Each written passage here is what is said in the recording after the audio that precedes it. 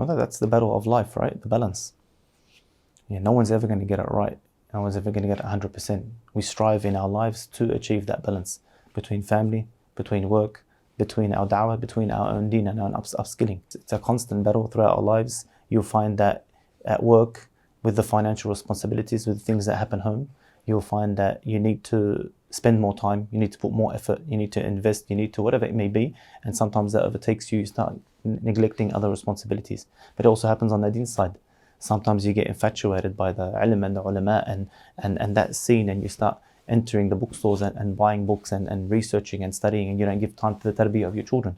It's always a constant pull. So as long as we try to fulfill that responsibility for each one to the bare minimum, and then we try to build that, then wherever we make a mistake, we turn back. When we realize we've neglected, for example, our parents, or our silat al-rahim, our responsibility to our relatives, or we find we've neglected our children or neglected our own upskilling, we just have to readjust again and again until we meet Allah Azza wa Jal having achieved that best version of ourselves, or having achieved that best balance that we can achieve. Allah.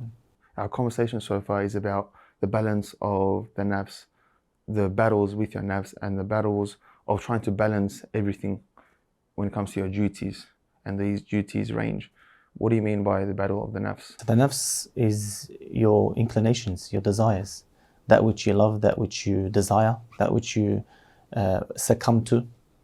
The nafs is Allah Azza wa Jal, actually the longest oath in the Quran that Allah Azza wa Jal makes is about the nafs. So when Allah Azza wa Jal says, وَالشَّمْسِ وَضُحَاهَا وَالْقَمَرِ إِذَا تَلَاهَا وَالنَّهَارِ إِذَا جَلَّاهَا وَاللَّيْلِ إِذَا يَغْشَاهَا وَالسَّمَاءِ وَمَا بَنَاهَا, now is making oaths by objects to making an oath by the one who created those objects. وَالْأَرْضِ وَمَا طَحَاهَا وَنَفْسٍ وَمَا سَوَّاهَا فَأَلْهَمَهَا فُجُورَهَا وَتَقْوَاهَا قَدْ أَفْلَحَ مَنْ زَكَّاهَا وَقَدْ خَابَ مَنْ دَسَّاهَا. So Allah Azza wa Jal is making 11 oaths in a row about the nafs, and then, or in regards to the subject of those oaths is the nafs, and then He tells you the one who is successful is the one who purifies that nafs, and the one who is unsuccessful, who's going to fail, who's going to be from the people of hellfire, basically, in the akhirah, is the one who corrupts that nafs. So the nafs is extremely important. Actually, the nafs is the reason why the shaitan is able to manipulate us in the first place.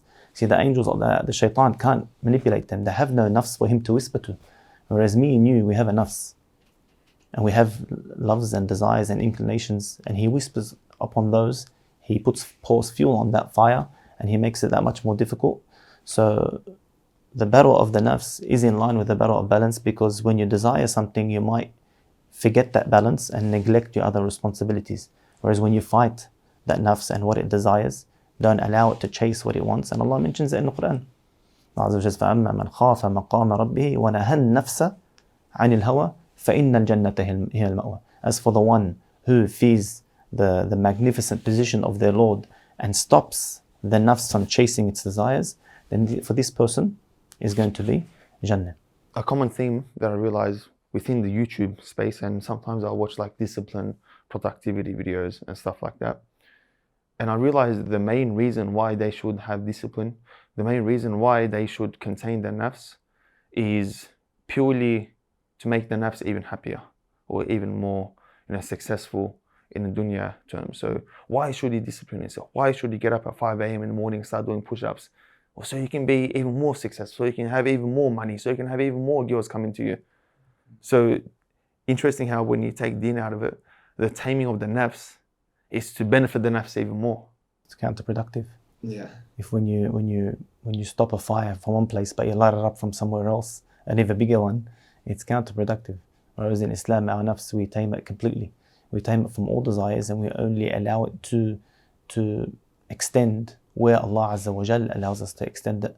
And where Allah Azza wa Jal allows us to extend it is in places where it's not going to harm us. And where He tells us to control it, He tells us to control it in places where that control will benefit us and prevent that harm.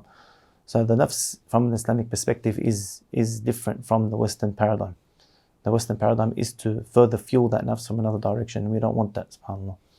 Allah Azza wa Jal describes the ones who do, you already mentioned the cattle example, let's use that, the comment of Ali radiallahu anhu upon that verse, where Allah Azza wa Jal says, خَلَقْنَا الْإِنسَانَ فِي أَحْسَنِ تَقْوِيمٍ ثُمَّ رَدَدْنَاهُ أَسْفَلَ سَافِلِينَ, that we created mankind in the best form of fashion, and then we reduced him to the lowest of the low, and he was referring to the ones that succumb to the nafs here. So Ali radiallahu anhu mentions that Allah Azza wa Jal, He created angels, And He created animals and mankind in between.